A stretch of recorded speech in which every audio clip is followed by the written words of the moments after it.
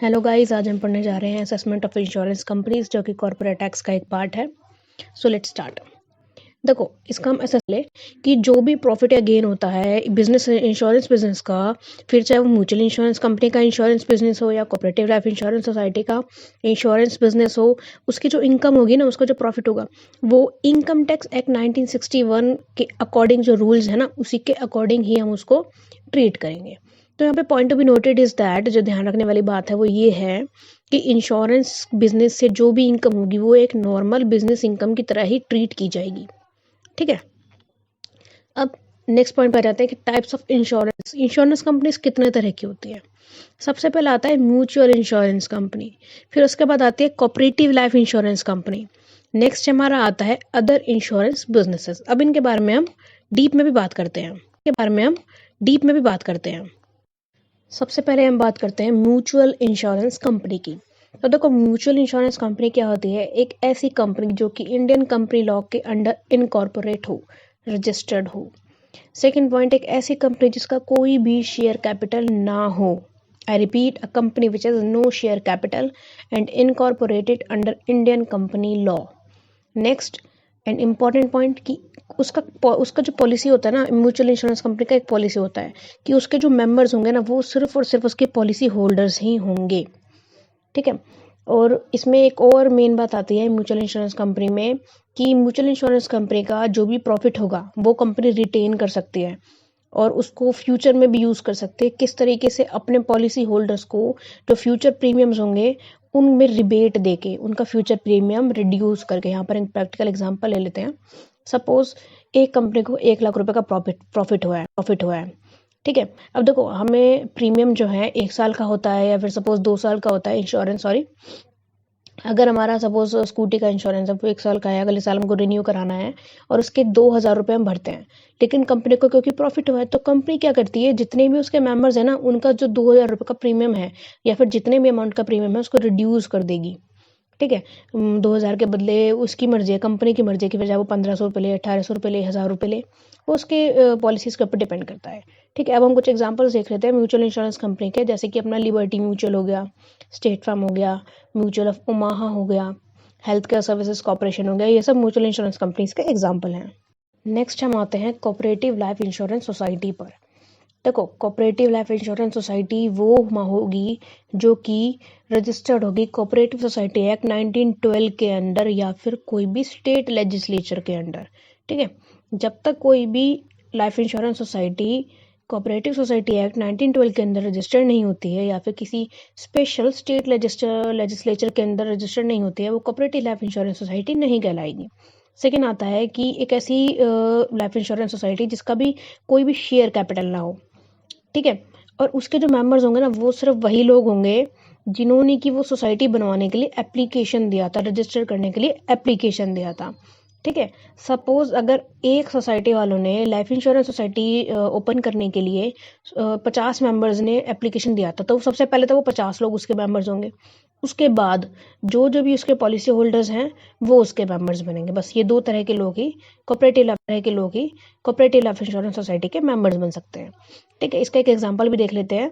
तो इनका एक एग्जांपल है सबसे बड़ा, Hindustan cooperative life insurance society limited. Next हम आते हैं अदर इंश्योरेंस बिजनेस पर।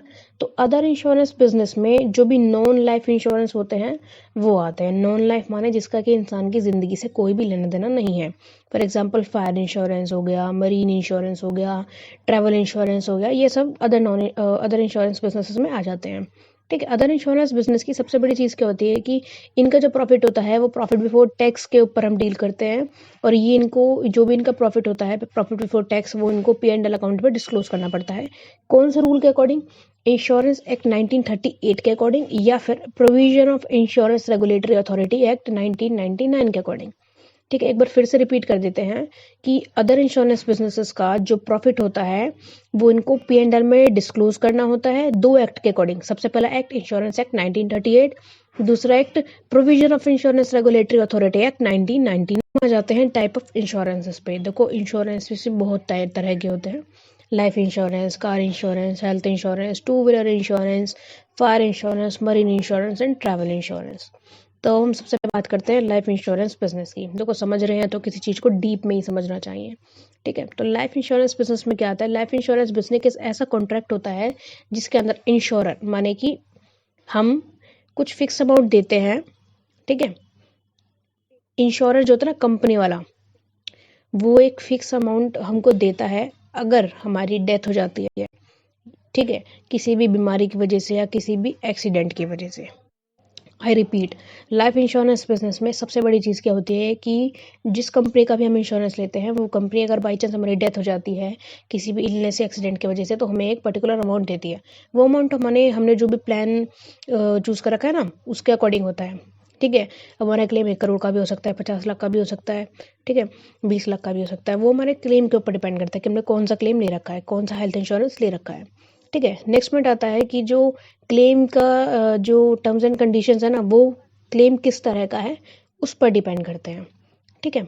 और ये जो क्लेम होगा ना ये क्यों मिलेगा हमें, वो इसलिए मिलेगा क्योंकि हम कुछ ना कुछ मंथली या फिर yearly fees life insurance company को, लाइफ इंश्योरेंस बिजनेस को पे कर रहे हैं, जिसे हम प्रीमियम भी कहते हैं।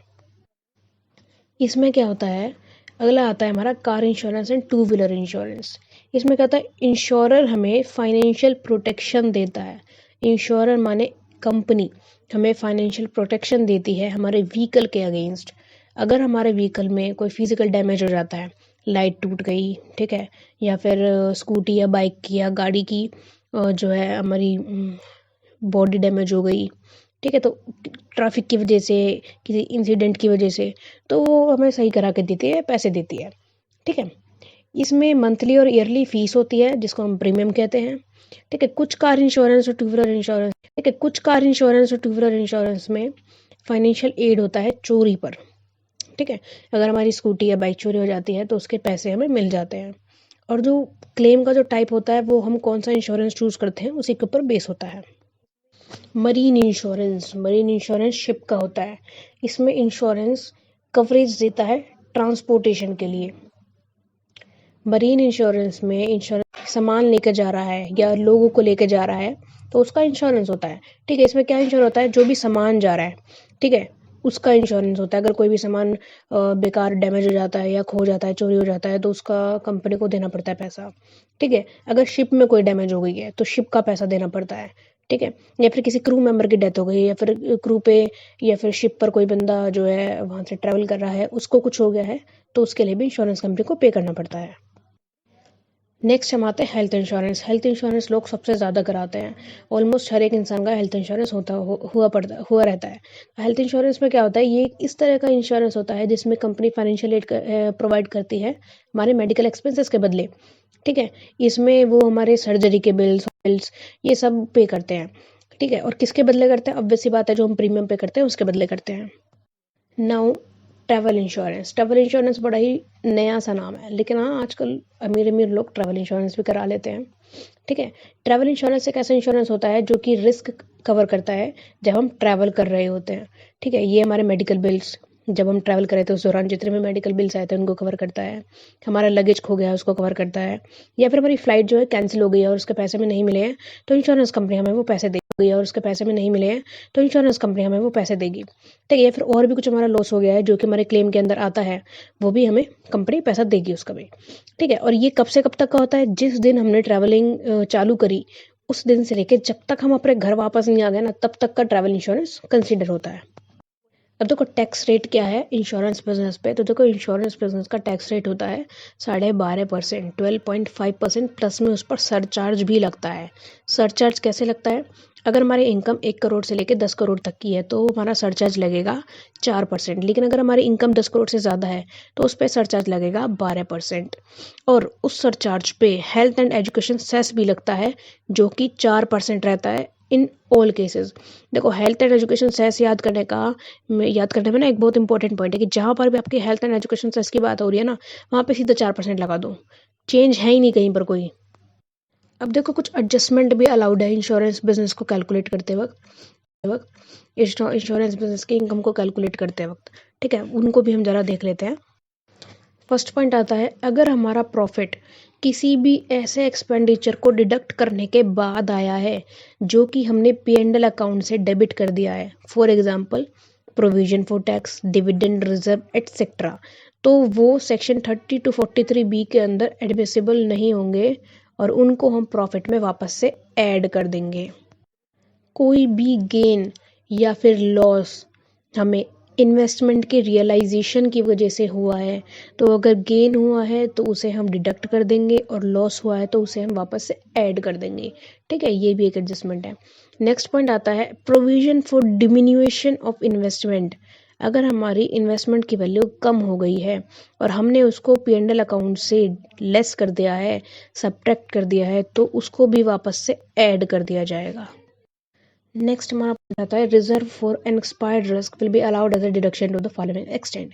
अब कौन कौन से हमारे ऐसी चीज़ होते हैं जो कि 100% या फिर कुछ परसेंट जो है हमारा एज अ डिडक्शन में अलाउड होता है। तो इसमें सबसे पहला आता है 100% ऑफ नेट प्रीमियम इनकम, पूरी की पूरी प्रीमियम इनकम जो कि फायर इंश्योरेंस या फिर टेररिज्म इंश्योरेंस की वजह से हुई है, हमारी पूरी की पूरी इनकम जो है डिडक्शन के लिए अलाउड हो जाती है।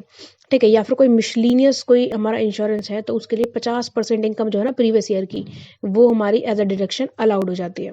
नेक्स्ट आता है उसका 100% प्रीमियम हमें डिडक्शन के लिए मिल जाता है, उसमें हमें टैक्स नहीं देना पड़ता है। अगला आता है net premium income. Net premium income निकालने का क्या तरीका होता है? नेट प्रीमियम इनकम निकालने का